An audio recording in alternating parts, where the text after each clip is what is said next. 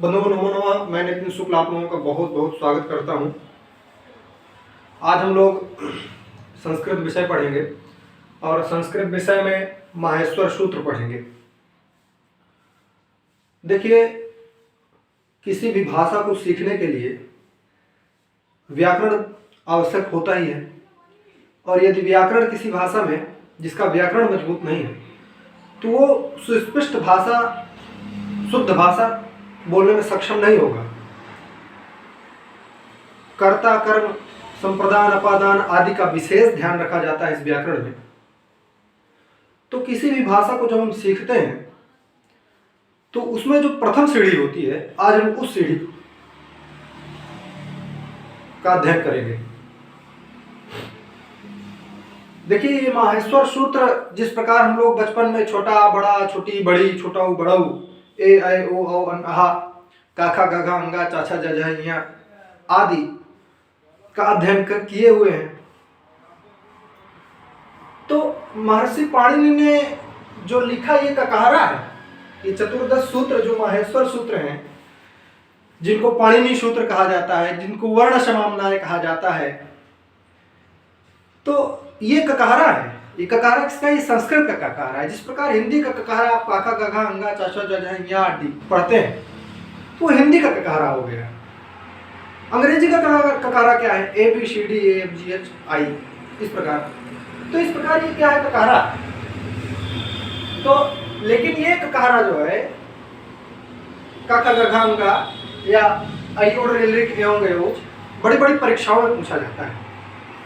वो चाहे बिहार की हो या झारखंड की हो या आरपीएससी हो अथवा यूपी टीजीटी हो, पीजीटी हो, झारखंड हो या मध्य प्रदेश हो, वर्ग 1, वर्ग 2, वर्ग 3 आदि, इन सभी परीक्षाओं में यहां से प्रश्न पुटअप करता है, आता ही आता है, इसमें कोई संदेह है ही नहीं।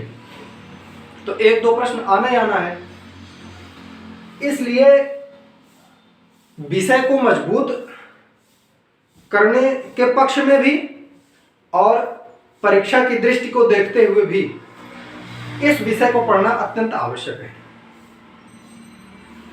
तो यह जो विषय है, ऋषि मुनियों ने कहा है कि नृत्यावसाने नटराज राजो ननाद ढक्कं नव पंचवारम एतद्विमुद्धर्तु कामः सनकादि सिद्धा एतद्विमर्शे शिवसूत्रजालम्। तो नृत्यावसाने नटराज राजो, भगवान शंकर नृत्य के अवसान में इन 14 सूत्रों को महर्षि पाणिनि को प्रदान किए। महर्षि पाणिनि तप तपस्या किए और उस तप तपस्या के फलस्वरूप भगवान शंकर उन पर प्रसन्न हुए और उनको ऐसा आभास हुआ कि भगवान शंकर नृत्य कर रहे हैं, और उस नृत्य करने के उपरांत उनके डमरू से ये आ ई उड़ रिल रिक ए ओंग आई औच हा यो वा र टो लण यम गण नम छ भई घा ढ ध श ज ब ग ड दश खा फ च ट त च ट त व क प य श श शार और हर, ये 14 सूत्र उनको प्राप्त हुए। इस प्रकार आप देखिए, ये भगवान शंकर की वाणी डमरू से निकले हुए हैं, इसलिए इनको माहेश्वर सूत्र भी कहा जाता है। ध्यान रखिएगा, परीक्षाओं में पूछता है अक्सर, इसलिए इनको माहेश्वर सूत्र भी कहा जाता है। और क्या कहा जाता है?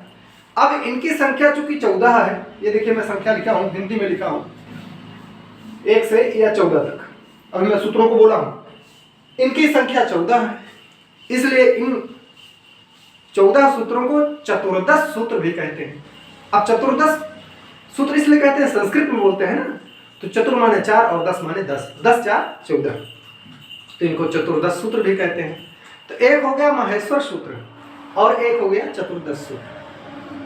अब चूंकि इनमें वर्णों का समाम्नाय है, वर्ण इसमें गुंफित हैं, संस्कृत के जितने भी संस्कृत के वर्ण हैं वो सभी इसमें गुंफित हैं। देखिए क्या ऐतिहासिकता है और क्या भगवान ने दिमाग दिया महर्षि पाणिनि को कि इन 14 सूत्रों में महर्षि पाणिनि पूरा व्याकरण लिख डाले इन्हीं 14 सूत्रों के आधार पर। मैं अभी बताऊंगा थोड़ी देर में कि ये 14 सूत्र किस प्रकार आधार बनते हैं प्रत्याहार आदि की सिद्धि के लिए। कोई भी सूत्र बनता है अनचिचा हो गया, अथवा एचो यवा हो गया, अथवा वृद्धिरादैच हो गया, अथवा एंगा पदांता दति हो गया, अथवा अदेंग गुड़ा हो गया, आदि जो सूत्र हैं, चाहे वो संज्ञा सूत्र हो अथवा संधि विधायक सूत्र हो, जितने भी सूत्र हैं इन्हीं 14 सूत्रों की सहायता से उत्पन्न होते हैं और इन्हीं 14 सूत्रों की सहायता से बनाए जाते हैं। तो आज हम लोग इन्हीं 14 सूत्रों को पढ़ेंगे। तो इनका नाम सबसे पहले जान लिया जाए। इनको चतुर्दश सूत्र कहते हैं, इनको माहेश्वर सूत्र कहते हैं। महर्षि पाणिनि ने इनको लिखा, इनको सुना, इसलिए इनको पाणिनि सूत्र भी कहते हैं और इन्हीं को वर्ण समन्वय सूत्र भी कहते हैं, इन्हीं को शांकर सूत्र भी कहते हैं। भगवान शंकराचार्य से प्राप्त हुए हैं, इसलिए इन 14 सूत्रों का अध्ययन आज हम लोग करेंगे।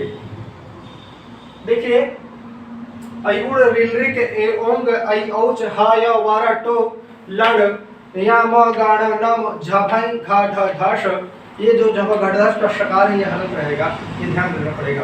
ज ब गा ड दस खा फा छा ठा त चा टा ता व का पा य श श शर और हल। अभी मैं जो श्लोक पढ़ा हूँ उस श्लोक में आप सुने होंगे, नृत्यावसाने नटराज राजो नदान धक्काम नो पंचवारम उद्धर्तु कामः सनकादि सिद्धान एतत् विमर्शे शिवसूत्र जालम। शिवसूत्र जालम को आप समझिए कि शिवसूत्र जालम क्या है।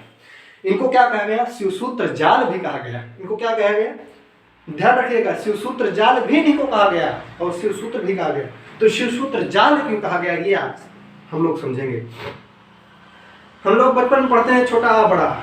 देखिए, पहले स्वरों का ही उच्चारण किया जाता है, क्योंकि वर्णों में स्वर प्रधान होते हैं और जो प्रधान होता है वो सबसे पहली गद्दी पर बैठता है।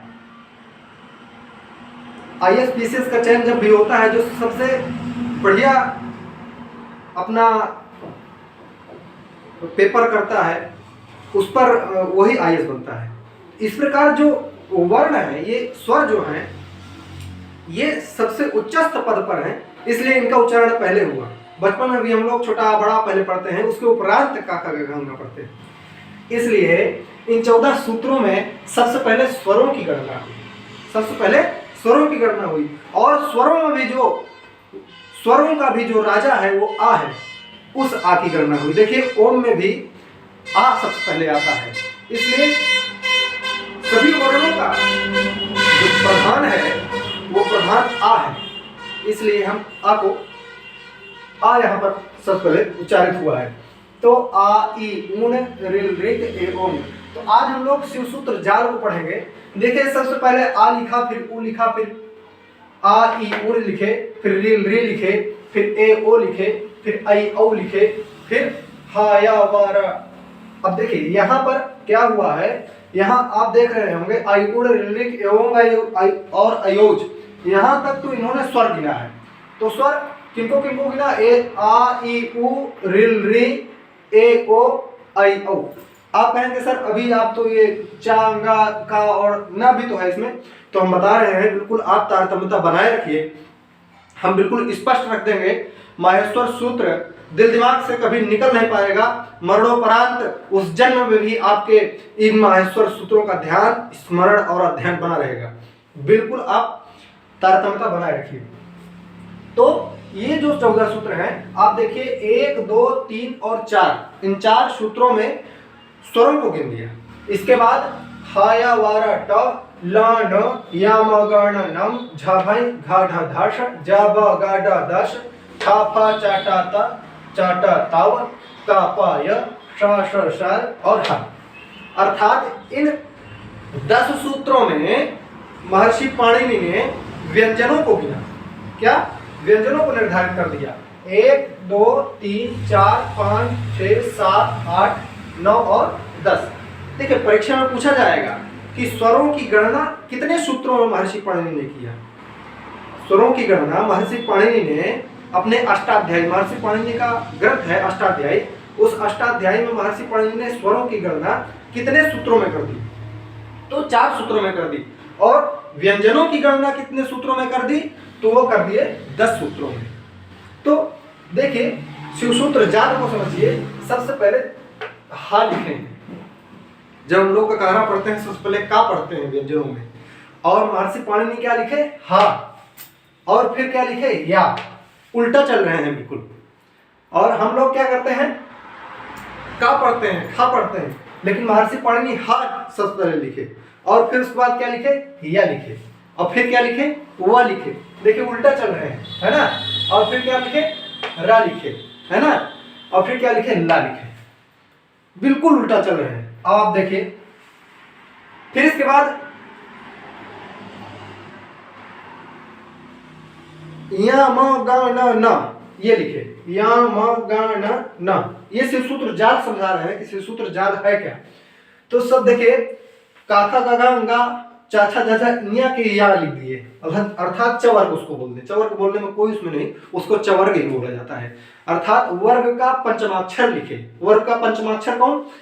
देखिए चवर्ग का पंचमाक्षर ये है। चवर्ग का मतलब चाचा चाचा इया, और पवर्ग का पंचमाक्षर ये है, और कवर्ग का पंचमाक्षर गा है, और तवर्ग का पंचमाक्षर ना है, और टवर्ग का पंचमाक्षर ना है। इस प्रकार पंचमाक्षर गिन दिए, है ना। और फिर देखिए इसके बाद क्या गिन रहे हैं? फिर पंचमाक्षर गिनने के उपरांत, पंचमाक्षर की गणना करने के उपरांत, देखिए उल्टा चल रहे हैं बिल्कुल। पंचमाक्षर की गणना करने के उपरांत फिर चतुर्थाक्षर गिन दिए, सभी वर्गों के चतुर्थ अक्षर। तो चौथा अक्षर कौन सा है? झा, चाचा चाचा, है ना। और फिर भा लिख दिए, पापा बाभा, पवर्ग का भा, और फिर काखा गाघा घा लिख दिए, चौथा अक्षर लिख रहे हैं। फिर टाठा डाढ़ा ढकार लिख दिए, फिर ताथा दाधा। इस प्रकार झभई और घड़धश में क्या लिख दिए? चतुर्थ अक्षर लिख दिए। किस वर्ग का? मतलब चवर्ग का, पवर्ग का, टवर्ग का, तवर्ग का और कवर्ग का। इस प्रकार इन चारों वर्ग, पांचों वर्गों के चतुर्थ अक्षर लिख दिया। देखिए परीक्षाओं में ये पूछ सकता है कि झभई और घड़धश में महर्षि पाणिनि ने वर्गों के कौन से अक्षर का वर्णन किया है? तो कवर्ग के चतुर्थ अक्षर का वर्णन किया, टवर्ग के चतुर्थ अक्षर का वर्णन किया, चवर्ग के चतुर्थ अक्षर का वर्णन किया। इस प्रकार आप इसको समझेंगे। ये एक समझने का विषय है, बल्कि पूछा नहीं गया है, लेकिन ऐसा भी नहीं कहा जा सकता कि कभी पूछा नहीं जा सकता है। अब देखिए जा बा गा डा द, है ना। आप देखेंगे इसमें तृतीय अक्षर है, जा ब गा डा द, है ना। इसमें तृतीय अक्षर, और इसमें द्वितीय अक्षर खा फा छा ठा थ। इसमें देखिए वर्गों के द्वितीय अक्षर की गणना कर दी, और चा टा ता का और पा, इसमें क्या हुआ? प्रथम अक्षर की गणना कर दिया, है ना। शाखा शा, अभी बता रहे हैं सक्षर और हल उसमें संज्ञक आदि वर्ण हो जाएंगे। जब हम इसको विस्तृत रूप से समझेंगे तब निश्चित रूप से इन सभी का अध्ययन कर लिया जाएगा। लेकिन अभी तो हम लोग सिर्फ माहेश्वर सूत्र पढ़ रहे हैं, और उन माहेश्वर सूत्र के पढ़ने का फायदा क्या हुआ? देखिए कोई भी क्रिया होती है तो उसका कारण विद्यमान होता है। कारण इसमें क्या विद्यमान है? इन माहेश्वर सूत्रों को पढ़े बिना आगे आने वाले सभी सूत्रों को हम समझ नहीं पाएंगे। इसलिए इन माहेश्वर सूत्रों को पढ़ना बहुत ही आवश्यक है, और इन्हीं माहेश्वर सूत्रों से बहुत सारे प्रश्न आ जाते हैं। तो अब एक चीज और ध्यान रखना है, जब हम सूत्र पढ़ेंगे हलन्त्यम अथवा अदर्शनम लोपः या आदिरन्त्येन सहेता, तब हम इन सूत्रों को विस्तृत रूप से और समझ लेंगे। लेकिन अभी आप ऊपर एक जानकारी रख लिए कि एसाम चतुर्दश सूत्राणाम अन्ते या ते सर्वे इत संज्ञकाः सन्ति, वे सभी इत संज्ञक हैं। तो वो इत संज्ञक कैसे हैं इसको भी समझ लिया जाए कि अयुण में ना, अयुण देखिए संज्ञा क्या होती है? किसी का भी जब नाम हम प्रकट करते हैं तो उसको संज्ञा कहते हैं। किसी भी व्यक्ति हो, कोई वस्तु हो या स्थान हो, उसी को लोग संज्ञा कहते हैं। संज्ञा की यही परिभाषा है। तो महर्षि पाणिनि ने क्या किया कि इन 14 सूत्रों में जो लास्ट वर्ण है अयुण में डा, ऋलृक में का, ए ओम में अंगा, ऐ औच में चा, हैवरट में टा, ऋणन में ड़ा, यम गणनम में मा, जबई में या, गणधश में शा, जब गणधश में शा, खप चट्टों में का, कपय में या, सक्षर में रा और हल में ला। इन 14 वर्णों का एक नाम रख दिया। वो नाम क्या रखा? इत। वो नाम क्या रखा? इत, हलंत्यम से। हलंत्यम सूत्र हम समझेंगे। अभी सिर्फ आप इन 14 सूत्रों को ये समझिए कि इन 14 सूत्रों में जो लास्ट वर्ण है उसका एक नाम रखा गया, वो नाम रखा गया इत। अब इनकी इत संज्ञा हो गई। इत संज्ञा मतलब इनका नाम क्या हो गया? इत हो गया। तो आप ध्यान दीजिएगा, इसी में एक सूत्र और आ जाता है आदिरंतेन संहिता। ठीक है, हम बिल्कुल उस सूत्र को भी पढ़ेंगे, लेकिन इससे पहले आप देख लीजिए कि ये जो चतुर्दश सूत्र हैं इनको समझने से हमारा फायदा क्या हुआ। पहले आप एक समझिए सूत्र, सभी लोग पढ़े होंगे इस सूत्र को।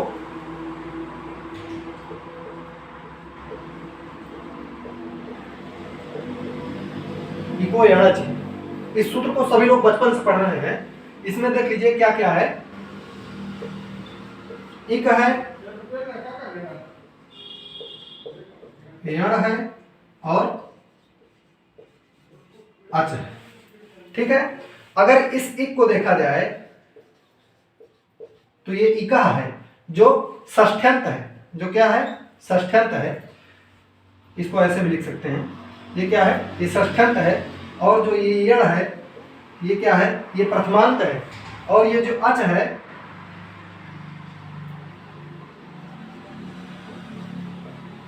ये इस प्रकार है, अच ही है। तो देखिए इको, इसको गुण हो गया है, ऊपर हो गया है, तो इको यण अचि, यही लिखा है, इका यण अचि। ठीक है, तो इसमें देखिए इक है, यण है और अच है।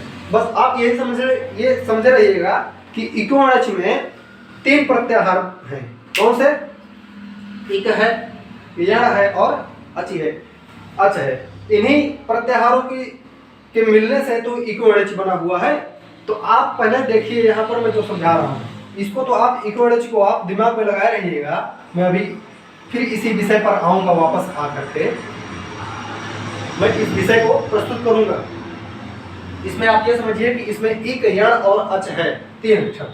अब देखिए आइए यहाँ पर हम लोग अण प्रत्याहार देखते हैं। कौन सा प्रत्याहार देखते हैं? अण प्रत्याहार।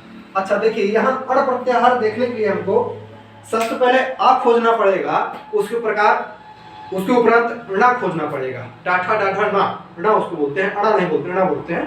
तो णा खोजना पड़ेगा। तो हम देखते हैं अब आ तो हमको मिल गया यहाँ पर अयुण में आ। ठीक है ना, अयुण में आ हमको मिल गया। हम क्या खोज रहे हैं? अण। अण खोज रहे हैं ना। तो अयुण में आ तो हमको मिल गया, ये जो प्रथमाक्षर है हमको मिल गया। अब प्रथमाक्षर के उपरांत हमको क्या चाहिए? णा चाहिए। ठीक है, तो यहाँ आप देखिए अयुण, पहले सूत्र में हमको णा भी प्राप्त हो गया। पहले सूत्र में हमको क्या प्राप्त हो गया? णा भी प्राप्त हो गया। तो हम ये समझ रहे हैं कि ये जो अण है इसमें क्या हो गया? अयुण में आ जाएगा। अयुण इस सूत्र में अण आ जाएगा। अब इसके उपरांत देखिए एक णा हमको और प्राप्त हो पाता है। वो कहाँ होता है? लण के लकार में, है ना। ये जो लण है इसमें भी तो णकार है, तो यहाँ भी एक हमको प्राप्त होता है। तो इसको भी हम लिख लेते हैं। एक अण हमको और प्राप्त हुआ, कहां से?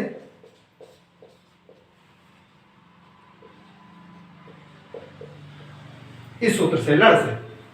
अब देखिए एक अण हमको प्राप्त हुआ अयुण में और एक अण हमको प्राप्त हुआ लण में। ठीक है ना भाई, इसमें हम अण देखेंगे कि आ ये है और णकार ये है। इस प्रकार अण यहाँ हमको प्राप्त हो गया। और दूसरा देखेंगे कि अण कहाँ प्राप्त हुआ, तो अयुण से यहाँ प्रारंभ होगा। देखिए यहाँ ऐसे लिख लीजिए,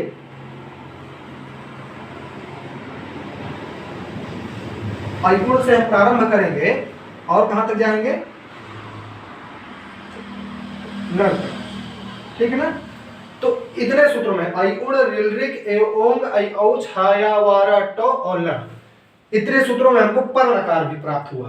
पर नकार मतलब दूसरा जो नकार था। एक ऋणकार हमको प्राप्त हुआ, अण प्रत्याहार हम सिद्ध कर रहे हैं, ठीक है। अण प्रत्याहार हम देख रहे हैं, तो अण प्रत्याहार जब हम देखने लगे तो एक अण हमको प्राप्त हुआ अयुण के आ से अयुण में ही ड़ा तक, ठीक है ना। और एक दूसरा जो णकार हमको प्राप्त हुआ वो लड़ के णकार में प्राप्त हुआ। इस प्रकार दो अण प्राप्त हो रहे हैं, तो हमको कोई दिक्कत नहीं है, हम दोनों अणों को देखेंगे। पहले अयुण के उसमें देख लेते हैं कि अयुण का जो अण हम बना रहे हैं इसमें कितने वर्णों का बोध हो रहा है। अयुण के में जो हम अण को बना रहे हैं इसमें कितने वर्णों का बोध हो रहा है। तो अयुण में देखिए आ, ई, उ और ण, यही ना आ रहे हैं अण में। तो इसमें यह कहा गया, महर्षि पाणिनि ने अभी बताया था, आप सुने होंगे मेरे मुंह से, कि इन 14 सूत्रों में जो लास्ट वर्ण है उसकी इत संज्ञा हो जाती है। उसकी क्या हो जाती है? इत संज्ञा हो जाती है। इत संज्ञा करने का फल क्या प्राप्त होता है? इत संज्ञा नाम उसका रखने का फल क्या प्राप्त होता है? फल ये प्राप्त होता है कि आदर्शनम लोपा एक सूत्र है, वो आकर के इसका लोप कर देता है। वो आकर के इसका क्या कर देता है? लोप कर देता है। तो इस प्रकार लोप हो जाने के उपरांत इसमें हमको सिर्फ 3 ही वर्ण प्राप्त होते हैं। अयुण में हम ये नहीं कहेंगे कि अण कहने से आ, ई, उ, ड़ 4 अक्षरों का बोध हुआ, ऐसा नहीं कहेंगे। हमको सिर्फ 3 वर्णों का बोध हुआ।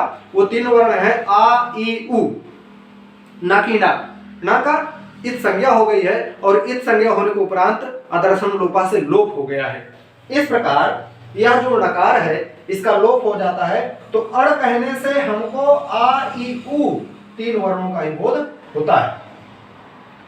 अब हम पर णकार को भी देख लेंगे, बिल्कुल आप ऐसे बने रहिए।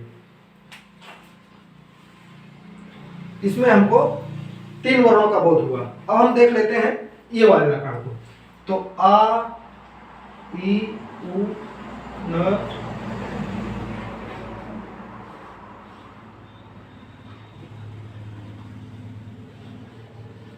ऋग, योंग,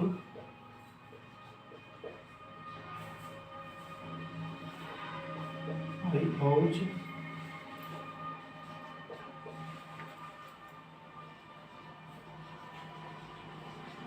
हायवारट और लण। भाई हमको देखिए क्या होता है, किसी से कह दिया जाए कि आप प्रयागराज से भोपाल तक की आपकी सीमा है, इसी सीमा तक आप बंधे हैं, भोपाल के आगे आप नहीं जाएंगे। तो वो जो व्यक्ति होगा वो प्रयागराज के इधर नहीं आएगा, अर्थात कौशाम्बी, कानपुर आदि जिलों में प्रवेश नहीं करेगा, और उधर भोपाल के आगे भी नहीं जाएगा। हैदराबादी आदमी नहीं चला जाएगा कि वो हैदराबाद चला जाए और किसी प्रांत में चला जाए और किसी प्रदेश में चला जाए या और किसी शहर में चला जाए, वो हैदराबाद को उधर नहीं जाएगा। तो इसी प्रकार ये कह दिया गया, ये जो अण है, अण में तो हमने कह दिया कि जो अण में पूर्व वाला अण तो ले लिए। अब पर णकार को देख रहे हैं कि पर णकार में कौन कौन से शब्द आ जाते हैं। महर्षि पाणिनि बोले हैं कि इन 14 सूत्रों के लास्ट में जो व्यंजन वर्ण है उन सभी का इत संज्ञा होता है, और इत संज्ञा होने के उपरांत आदर्शन लोपा से लोप हो जाता है। तो इस प्रकार यदि हम अण में देखें तो यहां से आप उठाएंगे और यहां पर इसको कनेक्ट करेंगे तो ये अण हो गया। तो इस अण कहने से, ये वाले अण कहने से कितने वर्णों का बोध हो रहा है? आ, ई, उ। अब णकार को नहीं गिनेंगे क्योंकि णकार इत संज्ञक है, और इत संज्ञक होने का फल क्या हुआ? उसका लोप हो जाता है, तो इसको हम नहीं गिनेंगे, ठीक है। ये देखिए आ, ई, उ, ठीक। और इसमें क्या हुआ? ऋग में भी का क्या हो जाएगा? लोप हो जाएगा, और एओंग में गा भी लोप हो जाएगा, और अयोच में चा भी लोप हो जाएगा, ठीक है। और इसके बाद हैवरट में टा लोप हो जाएगा, ठीक। और लड़ में जो ड़ा है। अब आप ये कहेंगे सर कि अण प्रत्याहार कहने से कितने वर्णों का बोध हो गया? आ, ई, उ, ऋ, ए, ओ, आई, औ, हा, य, व, र, ल, इतने वर्ण का बोध हो जाता है। तो यहां तक हो गए 9, 10, 11, 12, 13 और 14 वर्णों का बोध हो गया। तो देखिए, मैं आपको समझाना सिर्फ यही चाह रहा था कि ये जो 14 सूत्र हैं, इन्हीं सूत्रों की सहायता से 42 प्रत्याहारों की सिद्धि हुई है। 42 प्रत्याहार इस प्रकार बन जाते हैं, जैसे हमने अण बना दिया, अक बना दिया, है ना, अच बना दिया, इस प्रकार अट बना दिया, इस प्रकार अण बना दिया, फिर से उपरांत इसके बाद जो है यहां से इक बना दिया, यहां से भी चालू हो जाएगा ना, आ के बाद ई चालू हो जाएगा, इक चालू हो जाएगा। इस प्रकार 42 प्रत्याहारों की सिद्धि हो जाती है। एक बहुत ही लंबा विषय है। इस विषय को लगभग 1 या 2 दिन, 4 दिन, 5 दिन ये विषय चलता है, और तभी आप वर्ण समाम्नाय को अच्छे से समझ पाएंगे। मैं अभी इसी विषय पर आ रहा हूं। मैं यहाँ पर लिखा हूं इको एणचि। क्या लिखा हूं? इको एणचि।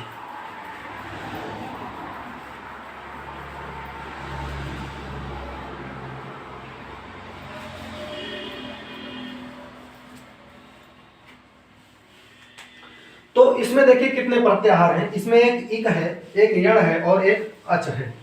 इक है, यण है और अच है। ठीक है, तो सबसे पहले इक को देखते हैं। तो इक कहां से प्रारंभ होगा? हमको ई इसमें खोजना है कि इक कहां पर है। इन 14 सूत्रों में हमको ई खोजना है कि ई वर्ण कहां पर विद्यमान है। तो हमको सबसे पहले ही सूत्र में मिल जाता है, आ ई उड़ में ई मिल जाता है। अर्थात यहां से हम क्या कर लेंगे? ई को उठा लेंगे। चलिए, तो ई को हम उठा लिए, तो ई और हमको ई मिल गया है। इसके बाद हम क्या खोजेंगे? का। ठीक है, तो हम देख लेंगे कि का क्या कहां पर है। क्या हर में है या सक्षर में भी नहीं है? कपय में तो है, लेकिन कपय में प्रारंभ में ही है का। लेकिन हमको प्रारंभ वाला का नहीं खोजना है, हमको तो लास्ट वाला का खोजना है। ठीक है, अब हम खप चढ़तों में भी देखेंगे कि का वर्ण नहीं है। जब गणदस में भी का नहीं है और घड़दस में भी का नहीं है, झभई में भी का नहीं है, यम गणनम में भी का नहीं है, लड़ में भी का नहीं है, हैवरट में भी का नहीं है। हमको खोजते हुए आना है। हमको लास्ट में रिलरिक में का मिलेगा। कहाँ मिलेगा? रिलरिक में का मिलेगा। अर्थात हमको अयुड़ से प्रारंभ अयुड़ के ई से प्रारंभ करना है और रिलरिक के का तक जाना है। रिलरिक के का तक जाना है।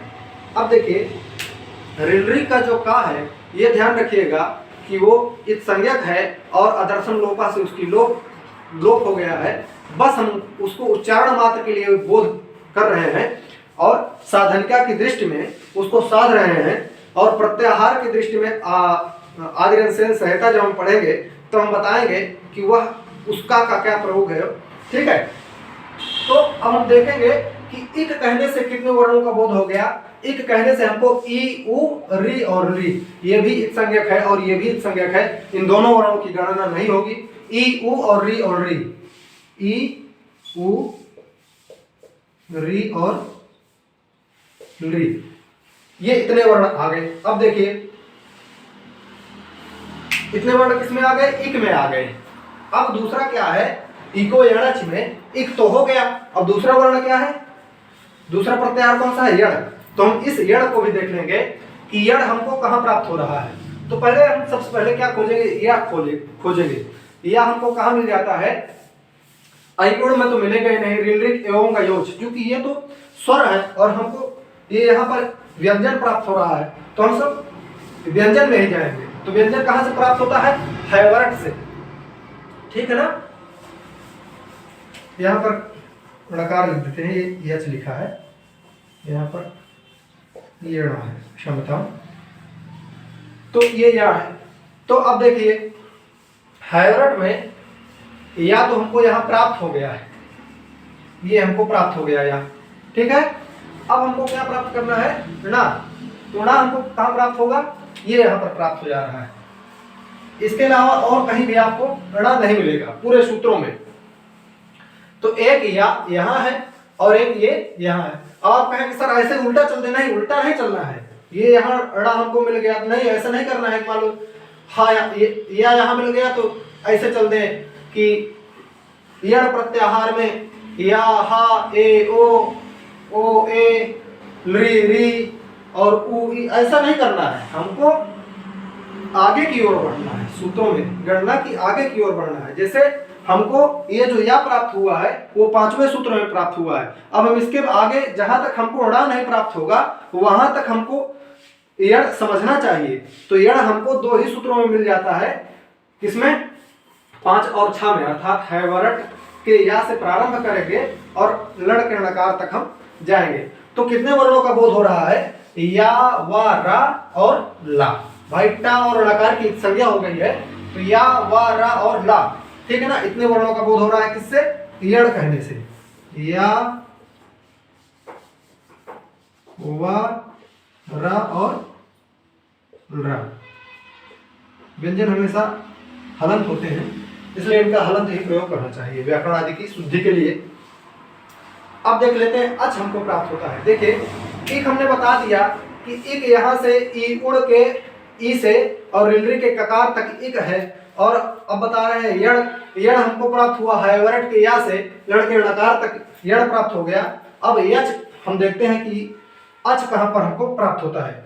तो अच देखते हैं, अच हमको प्राप्त हो जाएगा। तो आ हमको कहाँ प्राप्त होता है? आ हमको प्राप्त हो रहा है आई उड़ के आ में। आ हमको कहाँ प्राप्त हो रहा है? आई उड़ के आ में। और चा हमको कहाँ प्राप्त हो रहा है? अयोच के चा में। देखिए ये सूत्र आई औच है, ए औच नहीं है, ए ओच कुछ लोग बोलते हैं। देखिए शुद्धि संस्कृत में बहुत ही जरूरी, बहुत ही आवश्यक है।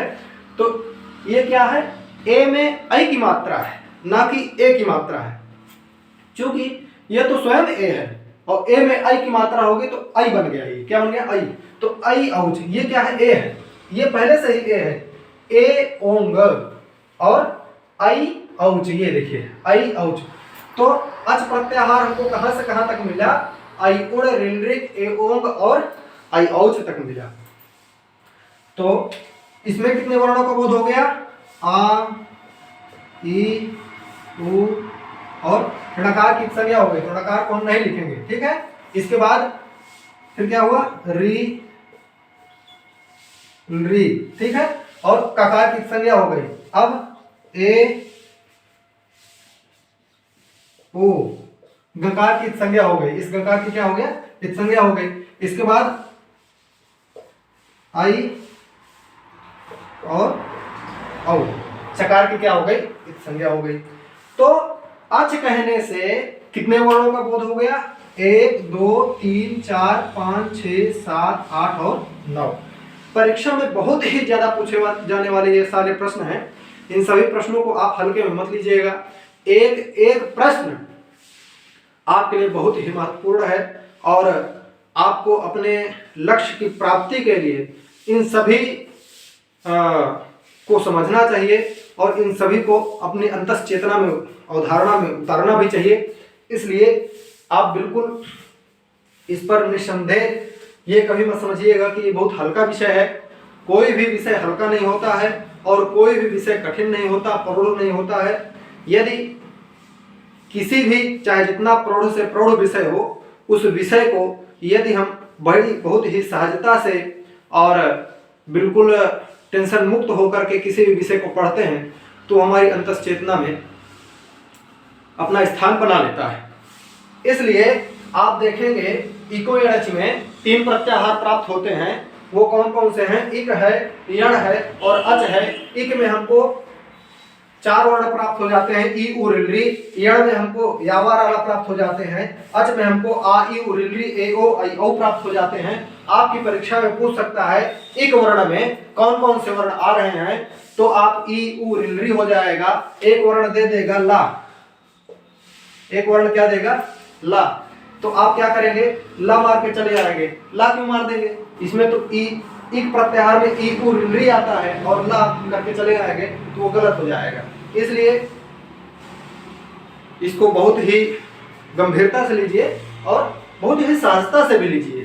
कोई विषय कठिन नहीं होता है, आप बिल्कुल तारतम्यता बनाए रखिए। आप देखिए तो इसमें 4 वर्णों का बोध होगा। ई कहने से, यण कहने से भी 4 वर्णों का बोध हो गया, यावाराला, और अच कहने से ई, उ, रिलरी, ए, ओ, आई, औ। जब हम इको यणच सूत्र पढ़ते हैं, आप एक समय देख लीजिए कि इतना इसको पढ़ाया क्यों जा रहा है।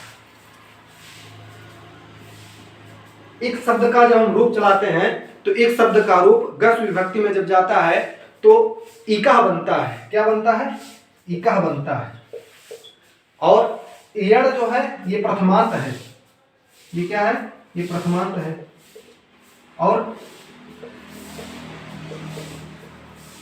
गी विभक्ति सप्तमी विभक्ति का एक वचन जब गी विभक्ति आती है तो अच बन जाता है। तो ये षष्ठ्यंत है, ये प्रथमांत है और ये अच जो है क्या है? सप्तम अंत है। तो जो सप्तम अंत होता है, ध्यान रखिएगा, सूत्रों में जो सप्तम अंत होता है वह हमेशा परे को दर्शाता है। परे का मतलब उपरांत को दर्शाता है। मैं अभी बता रहा हूं, जैसे जो षष्ठ्यंत होता है उसके स्थान पर कोई आकर के बैठ जाता है। जो षष्ठ्यंत होता है उसके स्थान पर प्रथमांत आकर के बैठ जाता है। ध्यान रखिएगा, जो षष्ठ्यंत होता है अर्थात जो षष्ठी में होता है उसके स्थान पर आकर के प्रथम विभक्ति वाला बैठ जाता है। इसीलिए जब इक और एच में सूत्र साधा जाता है तो कहा जाता है कि इक के स्थान पर यण हो जाए। इक के स्थान पर क्या हो जाए? यण हो जाए। तो ई के स्थान पर या हो जाता है, ऊ के स्थान पर वा हो जाता है, री के स्थान पर रा हो जाता है और रे के स्थान पर ला हो जाता है। तो ये क्या हुआ? ये षष्ठ्यंत हुआ। षष्ठ्यंत के स्थान पर प्रथमांत आकर के बैठ जाता है यदि ये पर में हो तो। पर का मतलब बाद में हो, अर्थात अच बाद में हो तो। अब अच कहने से आप ये नहीं कहेंगे सर अच है क्या? अच हम पहले बता चुके हैं कि अच क्या है। अच इतने वर्णों का बोध हो जाता है। तो सीधे से एक सूत्र, एक शब्द देख लेते हैं, इत्यादि। बल्कि ये संधि का विषय है, लेकिन यहां पर भी प्रस्तुत करने से कोई हमारी हानि नहीं है, क्योंकि हम इन्हीं सूत्रों को 42 प्रत्याहारों को जब एक एक करके देखेंगे तो बहुत ही आनंद आएगा। और इस प्रकार देखेंगे तो और आनंद आएगा। इति और आदि, इसका संधि विच्छेद कर लेते हैं। इति और आदि, यहाँ पर एक और सूत्र आ जाता है। वो क्या कह रहा है? इत ता में ई है। इत ता में क्या है? ई है ना? और इत ता में ई है, इसलिए इसको क्या हो जाए? यण हो जाए। क्यों? क्योंकि आगे अच परे है। क्योंकि आगे अच की परता है, अर्थात अच आगे है। तो अच वर्ण का आ है आगे, इसलिए इसको क्या हो गया? ई को या हो गया। और इस प्रकार इत्यादि सिद्ध हो जाता है। ये तो बड़ी प्रौढ़ता से मैं पढ़ा दिया इत्यादि को, और बहुत ही सहजता से, बहुत ही सरलता से इस विषय को भी प्रस्तुत किया जाएगा। और निश्चित रूप से आप ये अभी मैं कुछ ही, जैसे मैं आपको अड़ पढ़ाया हूँ और अच पढ़ाया हूँ, यण पढ़ाया हूँ और इन सूत्रों को भी पढ़ाया हूँ, आगे इसमें बहुत ही ज़्यादा समय लगेगा। इसलिए 42 प्रत्याहारों को धीमे धीमे करके सीखेंगे और आप ये देख लीजिए। ठीक है, धन्यवाद।